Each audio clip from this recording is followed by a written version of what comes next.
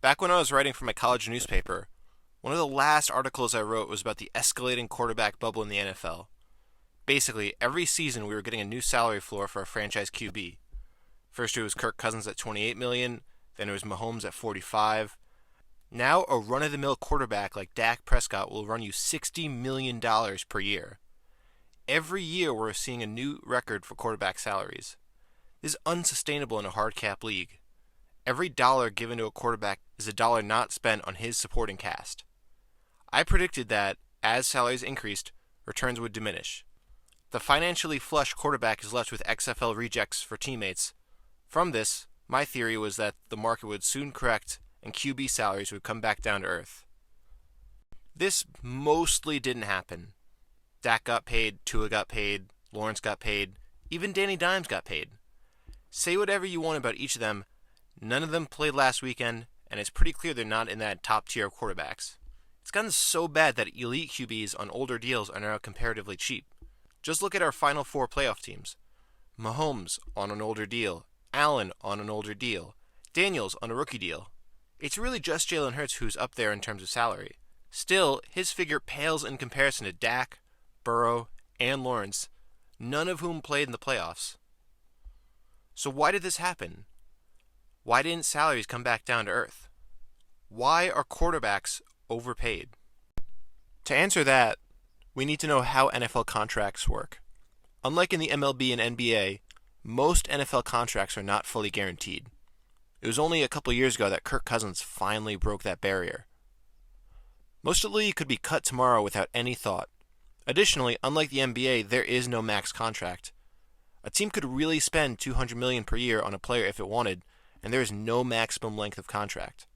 Also, since the 2011 lockout, NFL rookies are forced to sign an initial scale contract whose figures are determined by their draft slot.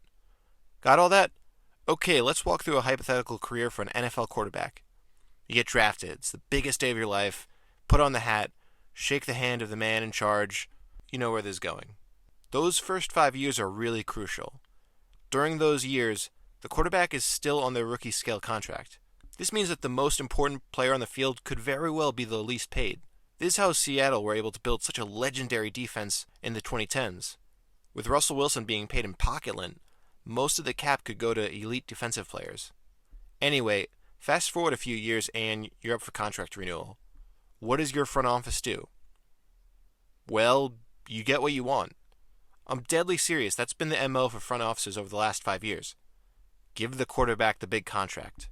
Unless you physically cannot play football or prove to be a terrible human being, you'll get the money. And even then, there are always exceptions. Why does the front office do this? Well, because drafting a QB is the most important decision a franchise makes at the draft. If he works, you're in constant contention. If he doesn't, you're screwed. You also need to keep the broader market in mind.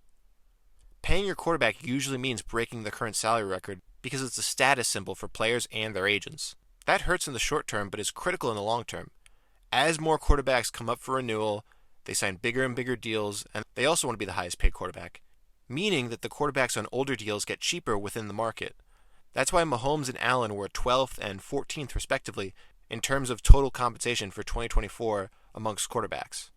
So the guys on the inside are incentivized to pick well, not just for the success of the team, but also for their respective careers. That being said, what do you do if your guy isn't the guy? Well, you live in denial. Blame his own line, his weapons, his coordinator, his coach, the grass, the weather, whatever. Just try to distance the problem away from your decision to pick that guy.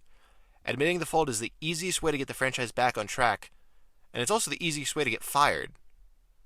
This is a massive investment for owners, and they don't want to give big money to a guy who wasn't worth it. So that's what these bad contracts are. They are teams doubling down on past mistakes, sometimes multiple times, hoping for a turnaround that is unlikely to come.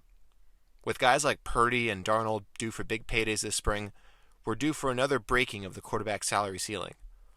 Whatever the number is, Vikings and Niners fans won't be happy. The number will have nothing to do with the guy holding the pen and everything to do with all the other people in that room trying to keep their jobs. Of course, they can always let one of their most important players walk. It sure worked out great for the Giants.